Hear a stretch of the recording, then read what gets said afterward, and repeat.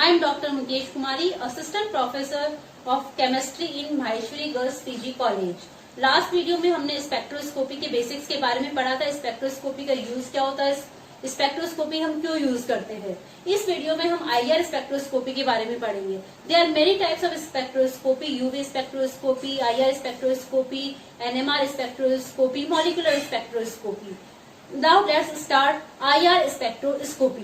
Infrared spectroscopy, infrared spectroscopy को vibrational spectroscopy भी कहा जाता है। इसकी मेन एप्लीकेशन क्या है, functional group detection and comparison of two compounds.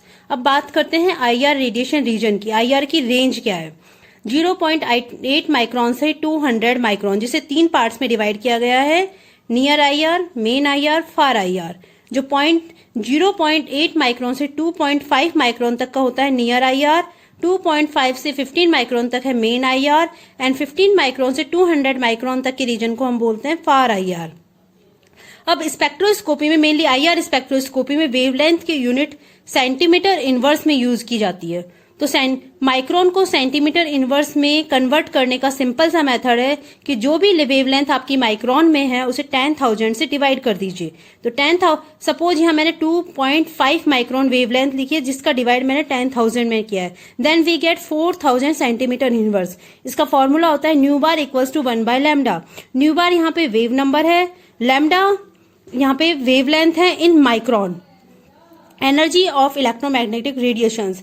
अब एनर्जी और फ्रीक्वेंसी में क्या रिलेशन होता है, ये हमने लास्ट वीडियो में भी देखा था कि E equals to H nu we all know कि nu equals to C by lambda and nu bar equals to 1 by lambda.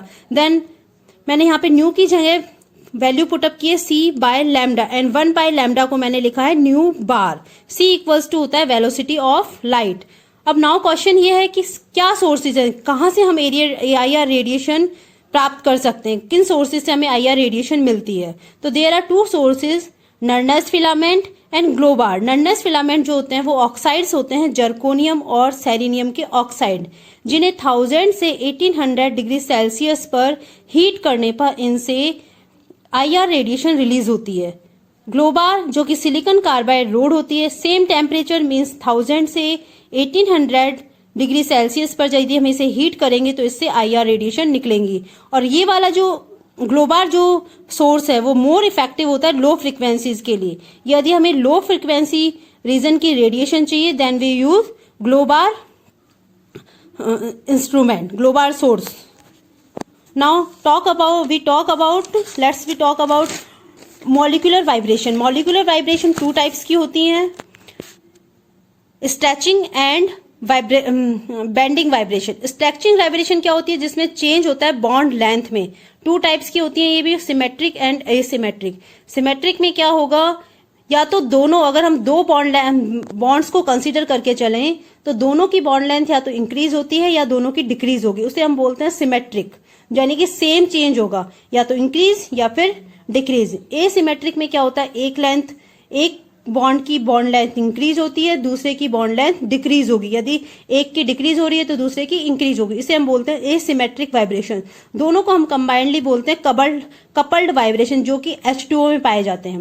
Bending vibration होता है चेंज इन बॉन्ड एंगल। अब यहाँ ध्यान रखने वाली बात यह है कि स्ट्रेचिंग में बॉन्ड लेंथ चेंज होगी, बेंडिंग में बॉन्ड एंगल चेंज होगा। अब बेंडिंग वाइब्रेशन 4 टाइप्स के होते हैं, scissoring, rocking, wagging and twisting. Scissoring जो होता है, scissoring and rocking vibration in the plane होते हैं, wagging and twisting out of the plane होते हैं। सीजरिंग एंड रॉकिंग में क्या होता है, इन द प्लेन मीन्स यदि ये हमारा पेपर है, ये प्लेन में है, तो सीजरिंग में क्या होगा, सीजर की तरह मूवमेंट होता है, इस तरह से सीजर की तरह मूवमेंट होगा, जैसे एक सीजर मूव करती है इस तरह से ये वाइब्रेशन होगा। रॉकिंग में प्लेन के अंदर इस तरह से वाइब्रेशन होता है, यूं इस तरह से वाइब्रेशन होगा। वैगिंग और twisting out of the plane होते हैं।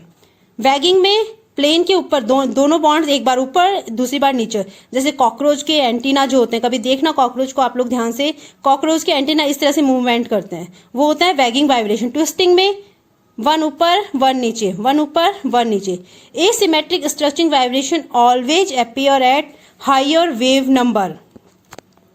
कंडीशन, अब कौन से मॉलिक्यूल IR रेडिएशन देंगे, कौन से नहीं देंगे, उनके लिए एक कंडीशन होती है कि dipole moment should be change, या जो भी मॉलिक्यूल IR रेडिएशन देगा उसका डाइपोल मोमेंट चेंज होना चाहिए। अब डाइपोल मोमेंट कंसिडर करते हैं यहाँ पे A और B। ये एक मॉलिक्यूल है AB, जिसमें A पर पार्शियल पॉजिटिव चार्ज है, B पर पार्शियल नेगेटिव चार्ज है। It is a polar molecule. Dipole moment क्या होता है? डाइपोल मोमेंट होता है nu equals to R into q, जो कि एक वेक्टर क्वांटिटी है। या तो डाइपोल मोमेंट की मैग्नीट्यूड में चेंज हो या डायरेक्शन में, दोनों में से अगर किसी में भी चेंज होता है तो हम कह सकते हैं कि मॉलिक्यूल का डाइपोल मोमेंट चेंज हो रहा है। अब A और B है, मान लो ये एक रोटेशन कर रहा है, तो रोटेशन करने पर क्या होता है? डायरेक्शन चेंज नहीं होगी। अब A और B को अगर देखें तो इसमें डायरेक्शन क्या होगी? A से B की तरफ होगी। डाइपोल मोमेंट की डायरेक्शन A से B की तरफ होगी। अगर इसको हम रोटेट करते हैं तो इसका मैग्नीट्यूड चेंज नहीं होता है, इसकी क्या चेंज हो रही है? डायरेक्शन चेंज हो रही है। तो हम कह सकते हैं कि इसका डाइपोल मोमेंट चेंज हो रहा है। तो ये तो बात हुई रोटेशन की। अगर हम वाइब्रेशन की बात करें तो जैसे A और B को यदि मैं स्ट्रेच करती हूं, इसका इलोंगेशन होता है, तो क्या होगा? A से B की तरफ डायरेक्शन सेम रहेगी, डायरेक्शन में चेंज नहीं हो रहा है। यहाँ पे क्या हो रहा है? A और B के बीच की डिस्टेंस इंक्रीज हो रही है, और डिस्टेंस इंक्रीज होने पर क्या होगा?